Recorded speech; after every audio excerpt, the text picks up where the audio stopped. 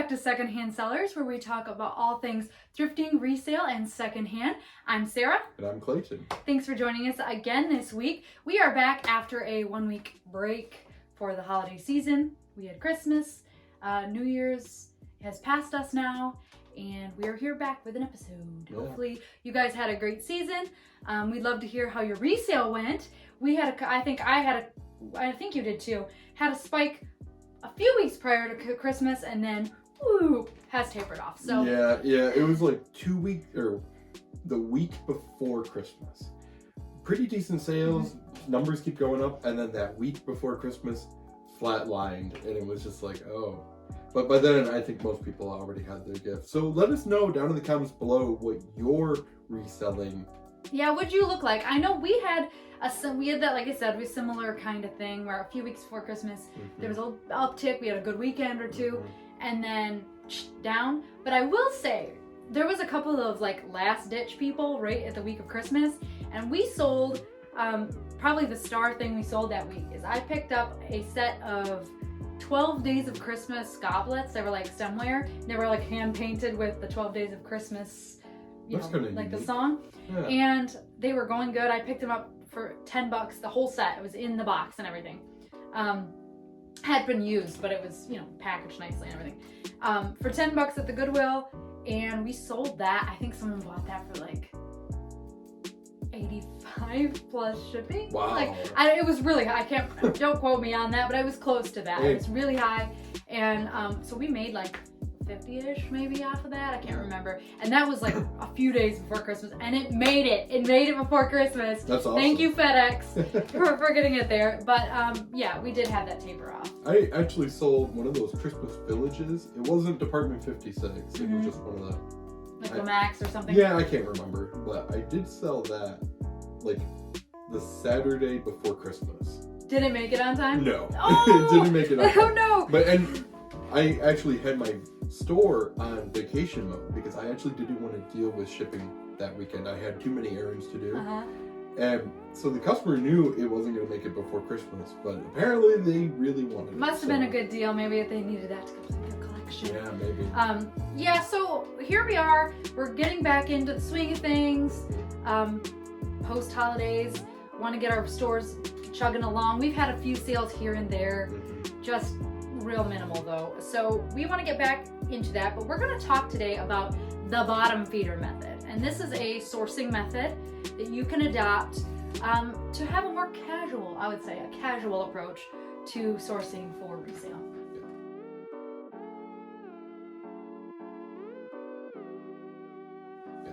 A casual or guilt-free. Yes. Guilt-free. So we've talked before. We'll put them in we'll put the links below in the description for a couple of resale ethics episodes that we've had where we talk about the bad behaviors we see in other resellers, the reasons we think a lot of people think of resale as a dirty word, and why we don't want to be associated with those things. And the bottom feeder method is one way that you can feel guilt-free for sourcing, and also I think avoid some of those nastier people. If you don't want to be associated with them, if you don't want to deal with them.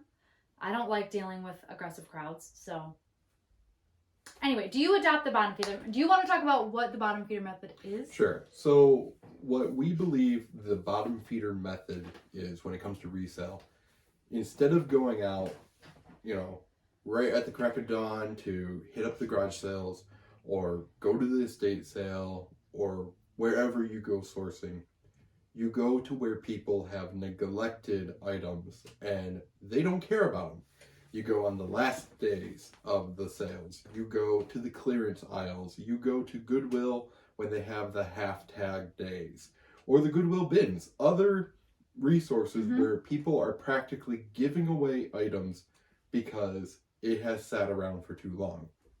You can think of it as being a sort of a scavenger too. Scavenger. You're coming in and cleaning up the mess. You're like that little sucker fish that you put in a fish tank that cleans up the algae and all the like debris. Yep. You're like that person. So you're cleaning up the what's left over. And I think you can find a lot of great stuff this way. Yeah, you can find a lot of great stuff. And it's not only beneficial for whoever you're taking the items for, but it's beneficial beneficial for you because you're generally getting it at a cheaper rate. You can make great deals, as Yeah. we talked about before, by doing lots and things, especially at garage sales and estate sales, where people are, it's the last day, they don't want to move anything, or it's going to go to the thrift or whatever, and they just want it gone. Yeah. So they're happy to give it to you for a good deal, and you're doing them a favor by taking it away. Yeah. Do you have an example of something you did this past year where there was a Let me think about that for a Okay, minute. Do you have one? I have one. So I went to this one garage sale, and it was a Sunday afternoon, and this lady was like, "Everything has to go. I am moving today. Everything is free." I ended up taking a whole tote of Christmas stuff. I asked her, I'm like, "Can I take the tote with me?" She's like, "By all means, I don't want it." So I took this entire tote of Christmas stuff. I ended up selling close to like $150 worth of stuff out of that tote. Didn't cost me a dime. And there's a lot of extra stuff in the tote that I didn't list on eBay before Christmas because it either wasn't worth my time or it was worth hardly anything. That is all going to Goodwill because I don't want to deal with it. And in a sense, I'm just giving away something that cost me nothing. So what do I care? So you probably saved her a trip to Goodwill or whatever thrift store she goes to. You got it out of her house. You made a little money, then you passed on the rest. Yep. That's a great example of the bottom feeder method. I did think of something. So I went to an estate sale. I think it was the last day, if I remember correctly, because the house was pretty picked over by the time I got there. And I went, and so for those of you who don't do estate sales a lot, the companies vary a lot in how they conduct business.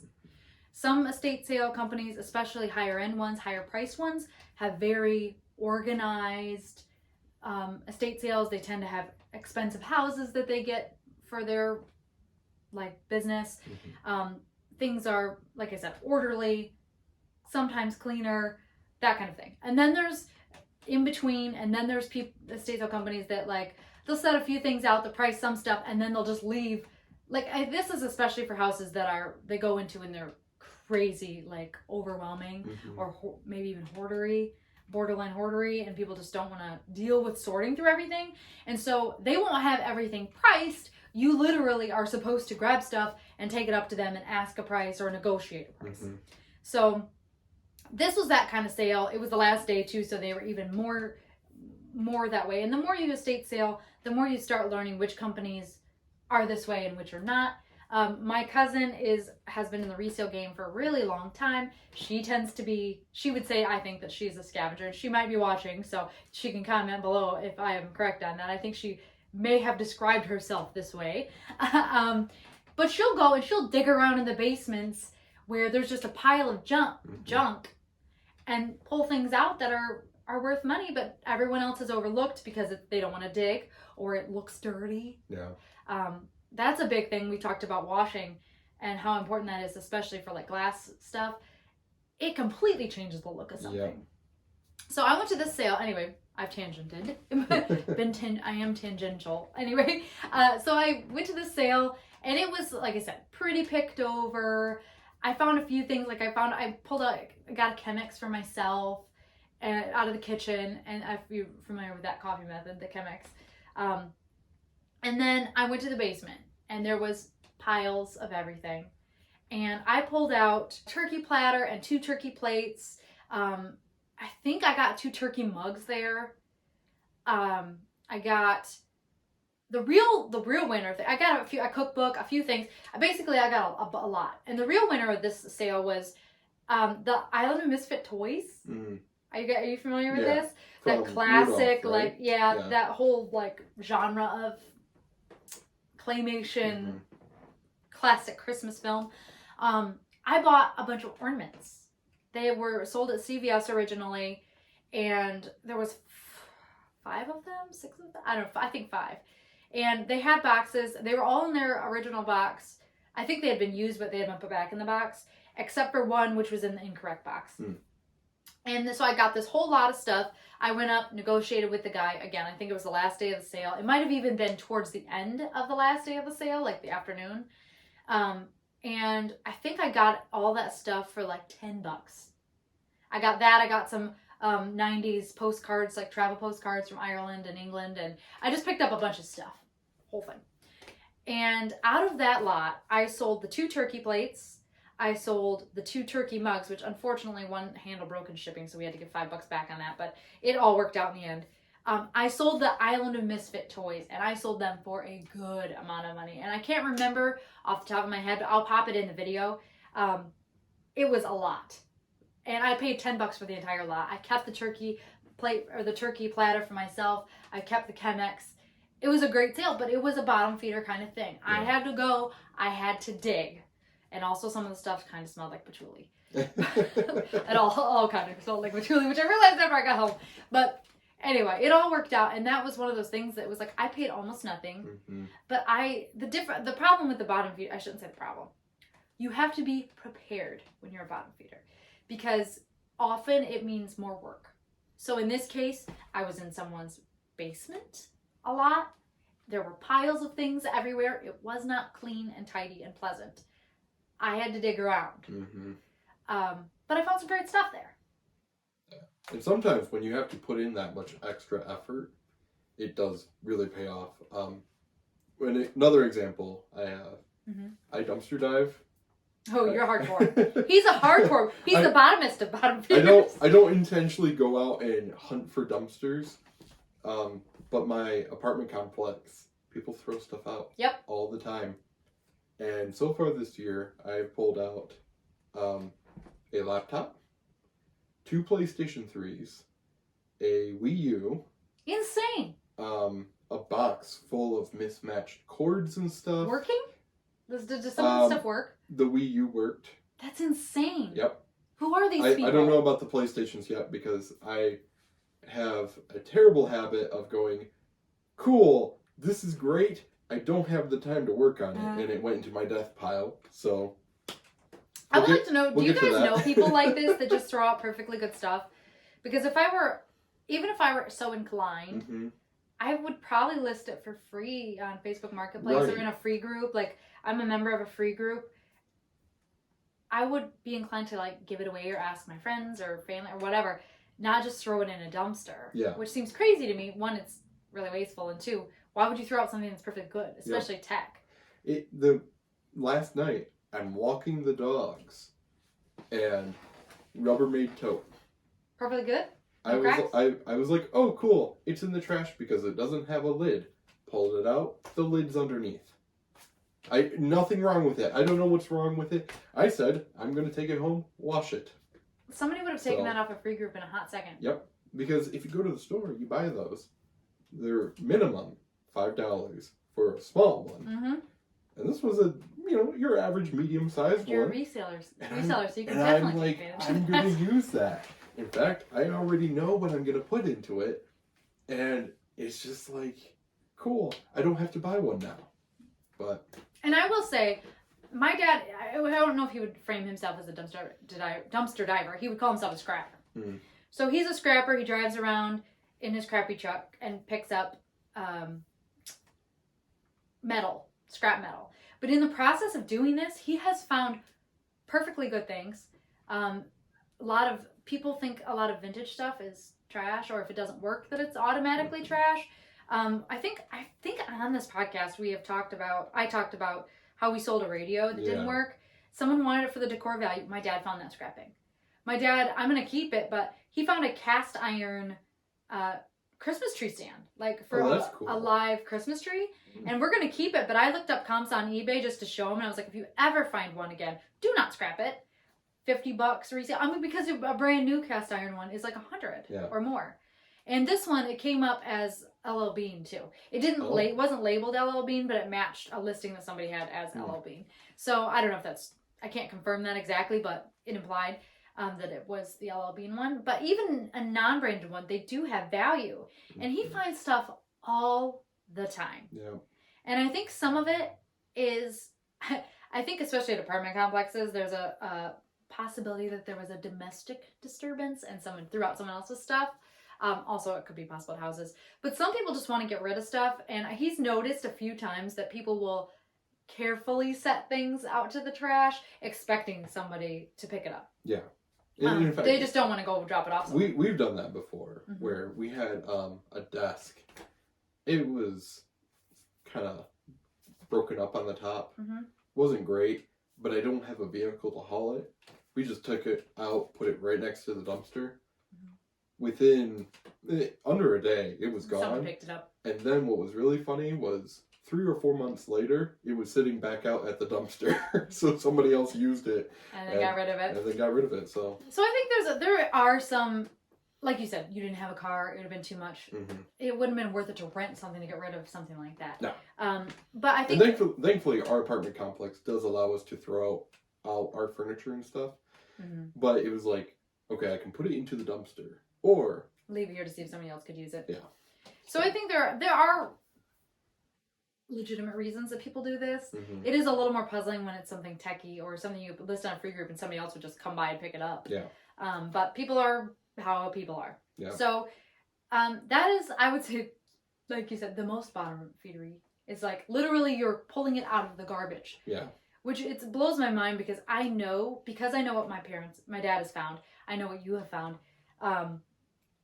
The amount of extremely good like really good working items that guaranteed end up in the landfill because nobody got them. Yeah, but and that goes two ways. That could be an entire video on itself. Yeah. The businesses that are incredibly wasteful. Oh, yeah. Drives me nuts. If anyone's ever watched it, I watched a documentary called, I think, Dive. It was all about like food waste and how much. But that's a different issue. That's a whole new topic. This is just like your everyday people. And I think you see it too if maybe somebody has died and they didn't hire an estate sale company. That's why I think it's a good idea to hire a estate sale company if you feel overwhelmed by what is left. They provide you a service, you get some money, they get some money, everybody's happy. But people who don't do that and they're just cleaning out a house, or they buy a house and the previous people left a bunch of crap, which happened here at our house. It wasn't a ton, but they definitely left some stuff. A couple of things I sold on Facebook Marketplace. My husband was shocked when I sold like a plastic bench end on Facebook Marketplace for $10 or whatever. But people just throw it to the road. Yeah. Or there's a certain type of person, they see, oh, it's old, it's not worth anything. Throw it to the road. Yeah. So anyway, we're off topic a little bit. I mean, it's on topic, but slightly. It's in depth. So anyway, do you have any other advice or tips for practicing the bottom feeder method? For one, adjust your expectations 2 ways. I think some people think that if it's left over, if it's in the discounted, if other people didn't value it, that it doesn't have value, and that is not true. I talked down here, it's not exactly the full-on bottom feeder method, but it's a mid-range. The art pieces that I bought, they went through an entire first day of the sale, and as it turned out, they were marked at $50 a piece. They were a cheap price to begin with. And I got them second day discounted because no one valued them that first day. And it was the same with a couple of that same sale. Some of the wine glasses that I found that were in a box, tucked up. Tons of people had been through that house that first day, including me. And it went through a whole first day and part of a second day, and nobody had taken them. Yeah. So just because other people don't see value in things does not mean that it's not valuable.